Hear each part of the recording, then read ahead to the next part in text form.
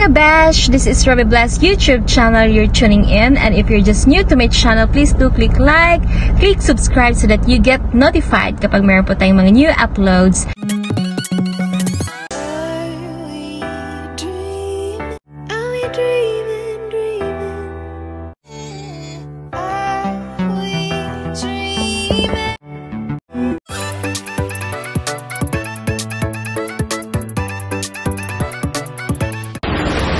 Hello guys!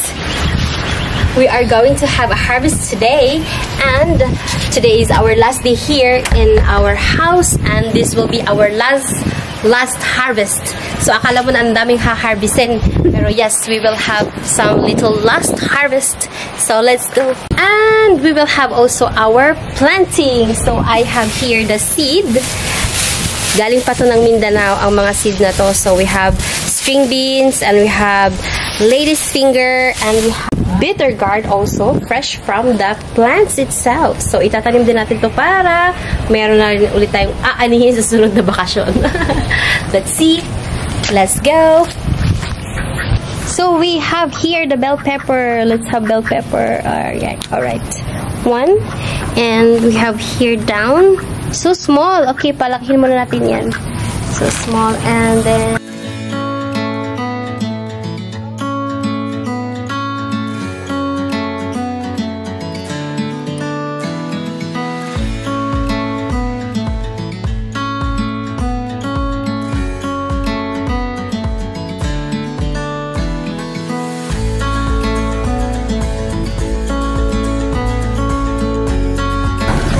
we will have eggplant. So yeah, we will take some harvest. A lot here. Wait. Oh, sorry.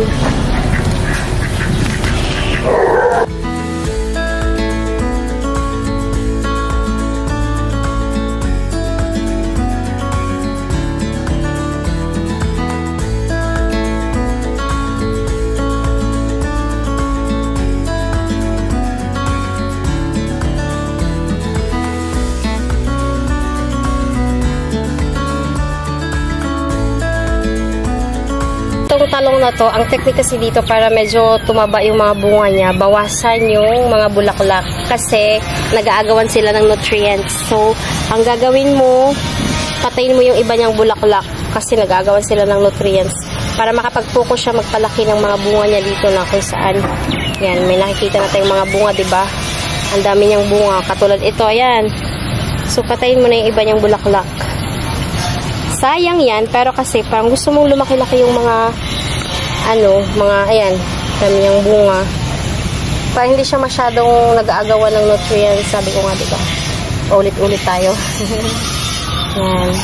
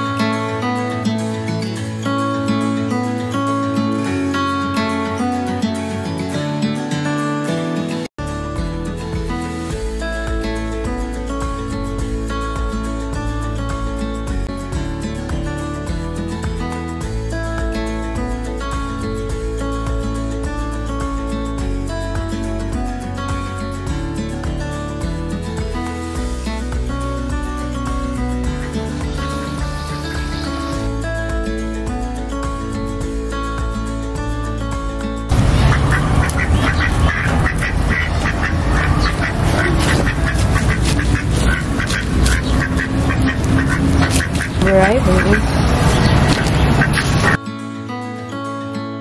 hello guys, at napansin niyo dati sa mga iba kong vlog, tinatanim pala natin itong mga talbos na to. Ngayon, ayan na sila. Pwede ka na ulit mag-harvest actually. Ayan. At saka may papaya ng tumubo dyan. Ayan. Ang bilis.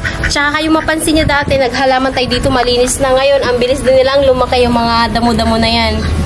So, kasi mataba talaga yung lupa kasi dito, kaya ang bilis lang din mag-ano ng mga damo-damo.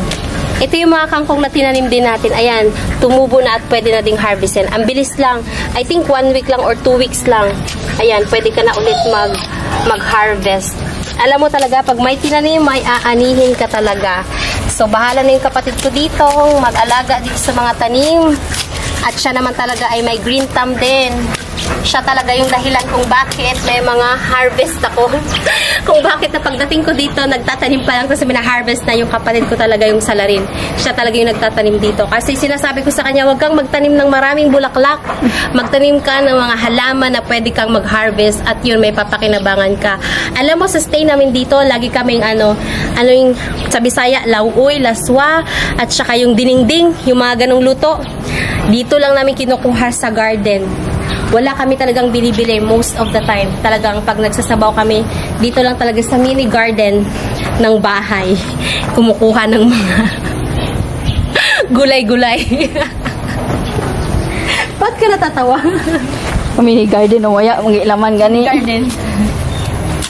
Ayan. Hello guys, don't forget to like and subscribe on my channel. Again, this is Robbie Bless YouTube channel. Thank you and see you again on my next one. Bye!